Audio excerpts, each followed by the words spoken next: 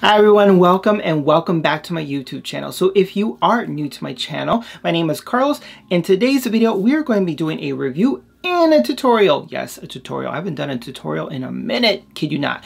Anyways, you guys, so in today's video, we are going to be reviewing this particular sucker right here from Glamlite Cosmetics. This is their new palette, the Red Velvet Cupcake palette. So if you want to know my thoughts and opinions and how well it performs, just keep on watching. But before we get into the sucker, make sure you all subscribe and like this video as well. So you know what, without further ado, let's get the sucker rolling. All right, you guys, so let me go ahead and show you an overview of this particular palette. I'm not gonna lie, Glamlite Cosmetics is such a freaking adorable makeup brand. If you are unfamiliar with Glamlite Cosmetics, you may have seen it on Instagram or social media where you see palettes or makeup based on food products. That is them. Kid you not. Have you ever seen like their highly coveted pizza palette? That is them, the hamburger. Let me show you really quick. So this is another palette that they have. This is the taco palette. I believe they have two taco palettes. So just a quick overall view. So you know what I'm talking about.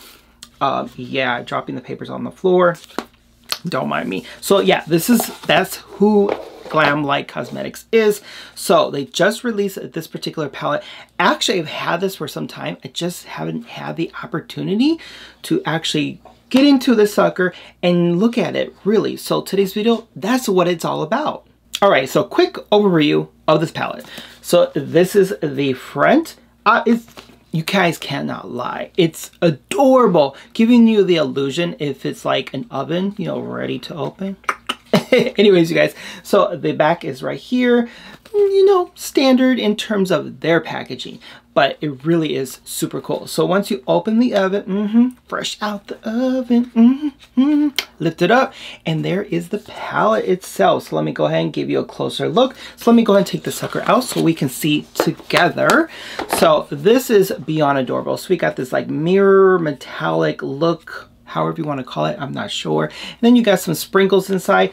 This does move, but it's so packed with sprinkles that it doesn't shake too often, but it does give the illusion that you can move it. So that is actually pretty cool. So let me go ahead and show you really quickly the inside. Let me take this sucker out. So we have a mirror on top. Obviously you got the logo there.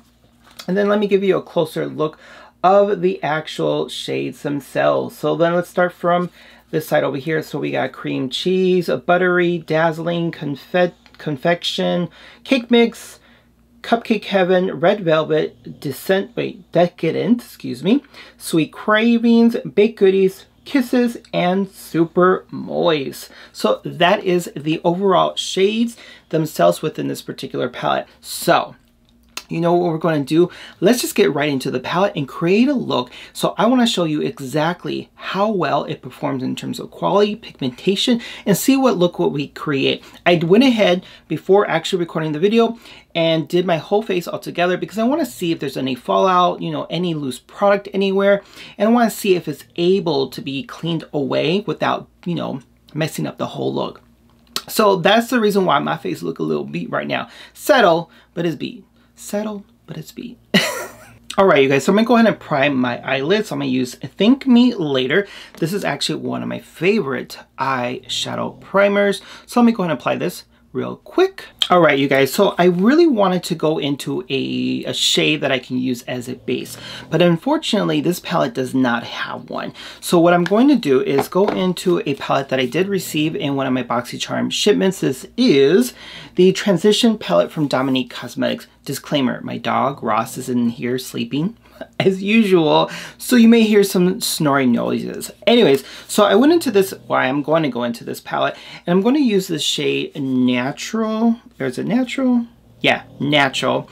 I'm going to go into this shade right here, and I'm just going to use that more as a base so that the other shades have some foundation to stick to. So the brush I'm going to be using today, this is a Morphe E27, just in case if you are curious. Either way, I will list all of the information of all the products that I use, including my face, in the description field below, just in case you want to know. So as I mentioned, I'm going to use this as a base topper. And this way, at least I'll have a good starting point for the rest of the other shades to apply to. All right, you guys, so the first shade I'm going to be using out of this particular palette right here, I am going to be using Super Moist, which is this bright purple one right here. I don't know if I should really go into it, but it's just calling out to me. And the reason why I say that is because I really want to go in with a bold shade look right away. You know what? Why not? So the brush I'm going to be using, this is a Chanel, which I just recently got this, so hopefully it works well, because you know when you're using a brush for so long you get accustomed to how it finesses, how you're able to use it. So now I'm using a new brush, so if I mess up, let's just blame the brush. Wait, let's just blame the brush. Anyway, so this is brush number 204, just in case you want to know. So this is, I like it. I like the fact that it's compact. But anyways, so let's get into the shade. Now, I have used Glamlite Cosmetics before, and I do know they have good pigmentation. So I'm going to try to be careful with that since I know that. But again, who's to say the formula changed? You know what I mean? So let me go ahead, and what I'm going to do is just dab this down off above the eye crease area. So let me show you exactly what I mean. So if I go like here, I'm going to try to go above it. Do you hear him? Like he is like snoring. So I'm just going to go right here, right above it as best as I can, and that's perfectly fine if it goes below it, because you know what, you can always, you know, blend that out with another shade. So I'm just going to go back and forth, pack this on, and then from there I'm going to slowly buff it out. All right, you guys, so the next shade I'm going to be using that red one, which is the Red Velvet, and I'm going to actually apply that in the outer corner of my eye and bring it down slightly midpoint to the waterline area. I'm actually going to be using the same brush that I was using before, which was the Morphe M506.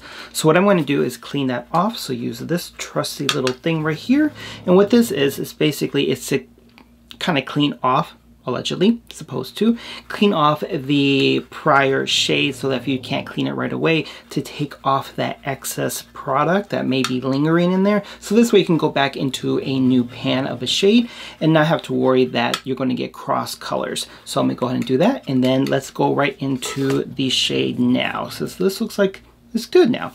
All right, so now as I mentioned, I'm going to go into this Red Velvet. Whoa, that's a lot of product. All right, so as I mentioned, I'm going to apply that directly right on the outer corner of my eye. So let me go ahead and show you exactly what I mean. So I'm going to take that product and just apply it right here. And I'm just going to bring it downward, right down here. And then buff it out very lightly. And then bring it upward. So this way the purple and the red blend together. So let me go ahead and show you right here what I mean. So you see midpoint, now bring it upward, and then now both of those shades become one. So let me go and do this a little bit more so you can see exactly what I mean by that. So again, just buff them in together. Now if I need to go back into that shade, which I will do right now, tap it off, and then dab it right here, and now use that little bit and pull it inward so I'm meeting halfway. So this way you're almost kind of creating a smoky eye. All right, you guys, so the next shade I'm going to go into is the shade Confection. Wait, Confection. Am I saying Confection? Why does it sound so weird coming out of my mouth? Anyways, you guys, it is this shade right here. The brush I'm going to be using is a Morphe M139, just in case you want to know. So what I'm going to do is apply this in the inner corner of my eye and bring it inward. And the reason for that is because this actually is one of the lightest shades in this particular palette. I really want to brighten up the inner of my eye. Make it simple. And the reason for that, because the dark purple and the red is pretty much dark enough, so I really want the eye to stand out. So that is my hopes. So as I mentioned, I'm gonna go ahead and just dab it right here and then bring it inward or upward, and hopefully this softens up the look overall. My goal next is then to bring that down underneath the remainder part of the waterline area. So let me go back into this palette one more time, dust off the excess, dab it down, and then bring it upward. And then right below, you hear him? Right below the brow bone area, then I will soften up with that particular shade right there. All right, you guys, so the next shade I'm gonna go into the shade, it's titled, okay, I can't hold this sucker, right? Baked Goodies, which is this shade right here. I figure this is going to complement this shade right here quite well if I use this as a topper. I'm going in with the same Morphe brush as I did before. So either I could use my finger or use the brush itself. Now I just want to create more of a soft look. So what I'm doing right here is just going back and forth so I can try to get some of the product, because this is metallic, and you know, sometimes metallic do better or works best with an actual finger application. But since I don't want it to be a strong look, I'm just going to do this and then hope that it actually applies. So let's go ahead and do that right here. So now I'm just going to dab it down, work it inward. Now if it doesn't, then I'll just use my finger, but it's very minimal actually. Let me go ahead and use my finger because clearly it did not work. So here is the shade. So I'm just going to apply this right here. And then, yeah, you know, it's just hit or misses, unfortunately, but trial and error. Obviously it didn't work. So we'll go ahead and finish this with the fingers, the finger method. All right, you guys, so I went off camera for just a brief moment to complete the overall look. So what do you guys think?